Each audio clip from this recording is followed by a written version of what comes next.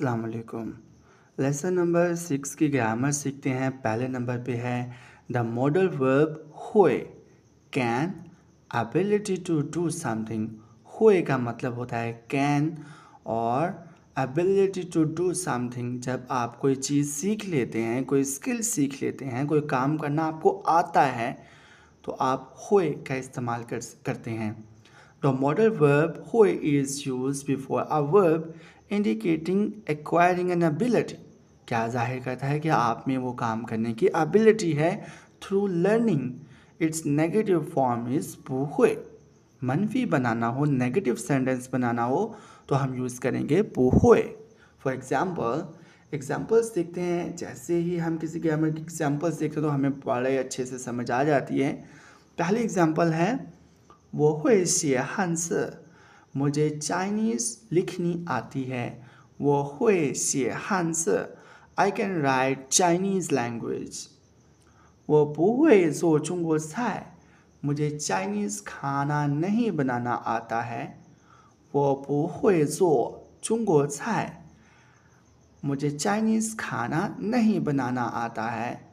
你妈妈会说汉语吗？क्या तुम्हारी मामा को चाइनीज़ बोलनी आती है?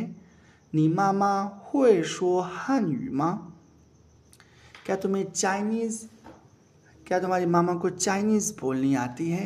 यहाँ पे मैं आपको एक ज़रूरी चीज़ बताता चलूँ कि ये वाला कैन हुए वो है जिसका ताल्लुक़ एबिलिटी के साथ है। एक कैन होता है परमिशन वाला कि क्या मैं अंदर आ सकता हूँ वगैरह वगैरह, उसके लिए हम हुए यूज़ नहीं करेंगे। हुए सिर्फ वहाँ पे यूज़ करेंगे जिसका ताल्लुक़ किसी स्किल के साथ है कि आपको ये काम करना आता है। अब ये अंदर आना, ये तो ऐसा नहीं है कि आपको अंदर आना आता है कि नहीं आता है। यहाँ पे आप हुए का इस्तेमाल नहीं करेंगे। हुए का इस्तेमाल कहाँ पे करेंगे? जैसे यहाँ पे कुछ स्किल्स हैं। चाइनीज़ लिखना एक स्किल है, चाइनीज़ खाना बनाना एक स्किल है, चाइनीज़ बोलना एक स्किल है। इसके अलावा ड्राइविंग करना एक स्किल है।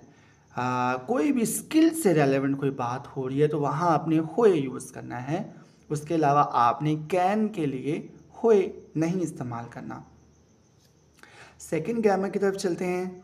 सेकंड ग्रामर लिखा है sentences with an adjectival predicate. ये वाली ग्रामर अगर मैं एक्सप्लेनेशन की तरफ जाऊँ तो शायद आपको ज़्यादा कंफ्यूज लगे, ज़्यादा मुश्किल लगे, लेकिन इसको प्रोनाउंस करने के बाद, थोड़ा एक्सप्लेन करने के बाद मैं सादा तरीके से भी आपको बताऊँगा। यहाँ लिखा है use in the structure subject plus adverb of degree plus adjectives. यानी सेंटेंस का स्ट्रक्चर क्या होगा? सब्जेक्ट, उसके बाद एडवर्ब ऑफ डिग्री और उसके बाद adjective. The adjective describes the nature और स्टेट ऑफ समथिंग और something usually following the verb of degree हन। एडजेक्टिव से पहले आमतौर पे एडवर्ब और डिग्री क्या होता है? हन। और इसकी नेगेटिव फॉर्म आमतौर पे क्या है? पू।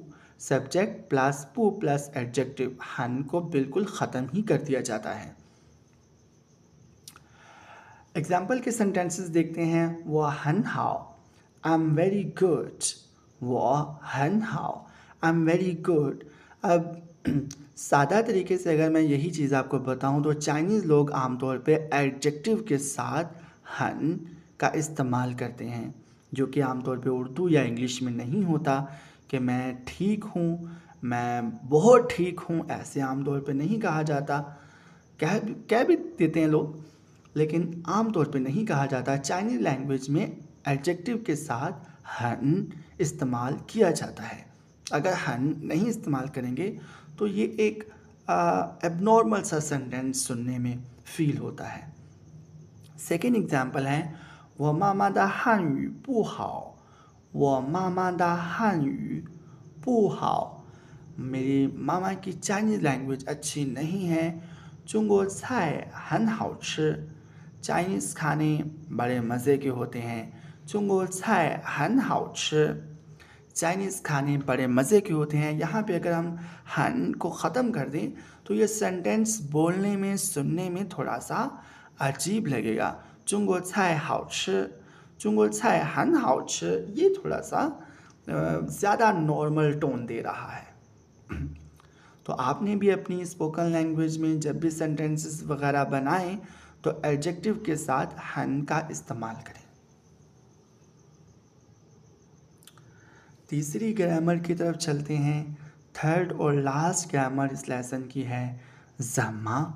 द इंटरोगेटिव प्रोनाउन ज़म्मा। ज़म्मा का मतलब आपको पता होता है क्यों, कैसे।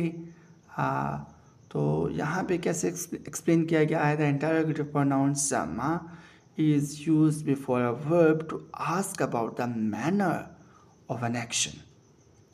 कि कोई काम कैसे किया जाता है, कोई काम कैसे होगा वगैरह वगैरह, उसके लिए हम ज़म्मा का इस्तेमाल कर सकते हैं। For example 这个汉字怎么读?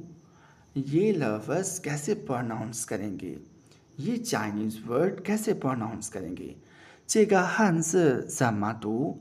How to read this word, this Chinese word. Second example है 你的汉语名字怎么写? तुम्हारा चाइनीज़ नेम कैसे लिखेंगे। 你的汉语名字怎么写? How to write your Chinese name. Third example 这个字怎么写? ये लफ्ज़ कैसे लिखेंगे। 这个字怎么写? How to write this word. उम्मीद करता हूँ ये ग्रामर आपको समझ आ रही होंगी।